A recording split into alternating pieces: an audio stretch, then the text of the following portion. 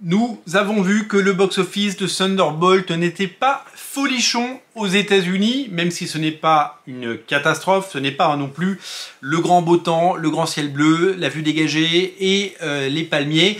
On n'est pas en train de boire des mojitos pour célébrer un succès. Ça va être long, ça va être difficile, ça va être laborieux. Marvel a du mal à faire venir les gens dans les salles et c'est compliqué, surtout quand on met des personnages pas très connus à l'image. Alors évidemment, il y avait cette volonté de jouer le côté outcast, le côté les acteurs que vous connaissez pas trop, ces gens qu'on va faire sortir de l'ombre et dont on va faire des stars, puisque c'est des gens qui sont à la marge de l'univers Marvel.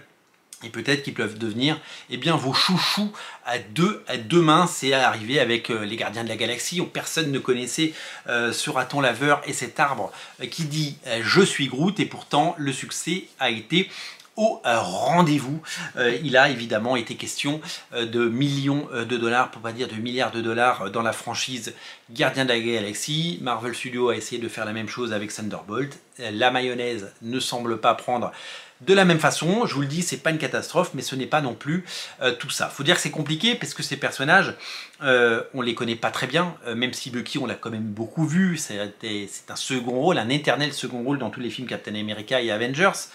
La majorité des acteurs de ce film viennent soit de séries TV, soit comme John Walker, hein, ceux qui n'ont pas vu la série Faucon et le Soldat de l'Hiver ne le connaissent pas, et d'autres personnages comme Yelena ou le Red Guardian viennent du film Black Widow, qui est un film qui n'a pas été beaucoup vu puisqu'il est sorti entre deux confinements et que vous le savez, il a été un petit peu sacrifié notamment aux États-Unis par Marvel Studios qui ne savait plus quoi faire de ce film et qui l'a mal vendu. Le film n'était pas de qualité, c'est une chose, mais sa carrière a été très largement handicapée par des fréquentations en berne dans les cinémas à ce moment-là, et on peut comprendre que c'était difficile pour les exploitants.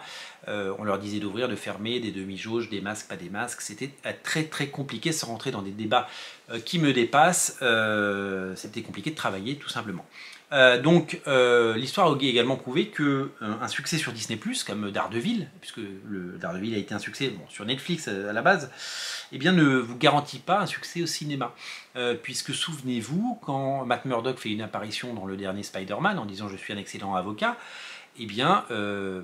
Marvel Studios s'attendait à ce que les gens hurlent de plaisir pendant cette scène, et en fait 80% ou 90% des gens n'ont pas reconnu Matt Murdock puisque ça ne s'adressait pas du tout au même public. Donc les passerelles entre la télé et le cinéma sont très compliquées, et voilà pourquoi ces personnages n'ont pas performé. Alors on en est où en France du box-office de Thunderbolts?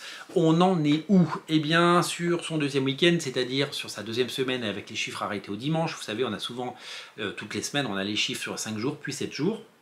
On est à 282 000 entrées, ce qui fait qu'en cumulé, on est à 748 000 entrées. Donc ça va être pénible, ça va être laborieux, le film va certainement dépasser le million d'entrées en fin de carrière, mais ça va être loin des 1,5 million de Captain America. Alors la bonne nouvelle, l'embellie, elle est évidemment du côté alors, je reviens sur Captain America, pardon. Captain America, tout le monde a dit que c'était un bide. Je vous rappelle que le quatrième Captain America a fait 50% d'entrées en plus que le premier. Le premier avait fait 1 million d'entrées, le quatrième a fait 1,5 million d'entrées. Donc c'est mieux. Alors tout le monde a dit que c'était un bid énorme, mais peut-être que c'est le potentiel de Captain America en France, de faire seulement 1,5 million d'entrées. C'est compliqué comme héros en France, ce personnage. Et en fait, de l'autre côté, il y a le bid de The Marvels, hein, qui est le maître étalon des nanars et des bids chez Marvel Studios, puisque Captain Marvel a fait un score à la...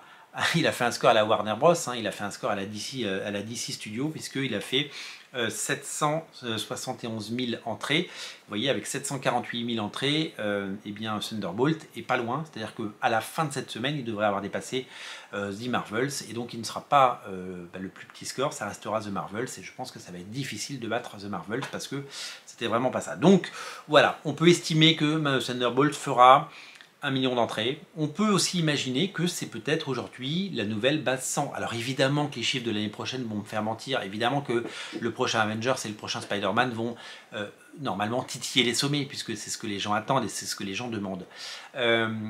Vraiment, je pense qu'aujourd'hui, les films moyens, les films de milieu de gamme, eh bien c'est leur potentiel. C'est des films à 400-500 millions de dollars de recettes aux États-Unis.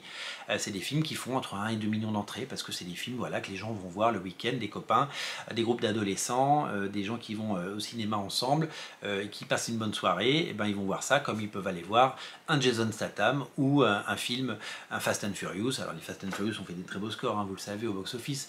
Mais voilà, ça fait partie de ces films comme ça, comme Insaisissable, tous ces films comme ça qui eh bien, mettent en scène de l'action et les gens y vont mécaniquement. Peut-être que c'est ça le nouveau potentiel de ces films moyens. Par contre, il faudra que Marvel les calibre un peu différemment, parce que si tous ces films ramènent 500 millions de dollars, les produire pour 200 millions de dollars plus 100 millions de marketing, eh bien évidemment, c'est pas très rentable pour eux. Le but, il est vraiment de se dire que, honnêtement, un film comme Thunderbolt, qui est plutôt agréable à regarder malgré les défauts que j'avais soulignés dans ma vidéo. Un film comme ça, clairement, il pourrait avoir coûté 2 fois moins cher, ce serait pareil à l'image. Ce serait exactement pareil. Il y a des films à 24, il y a des films de studio qui coûtent 24 millions de dollars et qui arrivent à avoir le même type de grain, le même type d'image, le même type de production value. Il y a des films comme Monte Cristo qui a coûté je crois 70 ou 80 millions d'euros. On les voit à l'image, les millions d'euros. Donc je ne suis pas sûr qu'un film comme Thunderbolt coûte plus cher que Monte Cristo en vrai. C'est juste que vous le savez, les studios mettent tous leurs frais fixes et que voilà, donc ils dopent un peu le budget. Mais je pense qu'on pourrait faire ce type de film à 90 millions d'euros. Et si on les fait à 90 millions, si le studio fait 500 millions de dollars de recettes, eh ben, c'est plus que rentable, voilà. Donc c'est juste une question de dosage, mais vous y arriverez, vous prendrez conscience de ça un jour. Voilà. Lisez du Thunderbolt, il y en a plein chez votre libraire, et moi je vous dis très bientôt pour continuer à analyser ce box-office qui ira beaucoup mieux dès la semaine prochaine. Vous le savez, Lilo et Stitch et Mission Impossible arrivent sur vos écrans. Ça va être assez fou. C'est le début de l'été aux États-Unis. Les exploitants vont enfin respirer. Et nous, on sera là pour commenter tout ça. Et on attend évidemment les 4 Fantastiques cet été, le 21 juillet. Merci d'être aussi nombreux à regarder Radio Comics. Merci pour votre fidélité. N'oubliez pas de vous abonner à la chaîne. Salut!